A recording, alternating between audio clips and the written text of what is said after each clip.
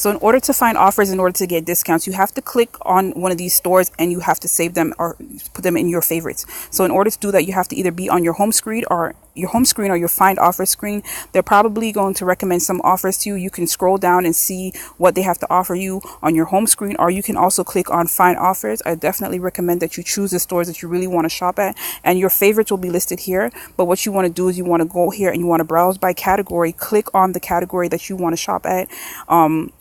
Check out the featured ones that they have. You can also click this top bar right here. You can click all, and it will show you all the stores, all the grocery stores, not just the ones nearby, but you can definitely click on the ones nearby. And then when you find one, say it's Aldi's or whatever, click on it and it will open up.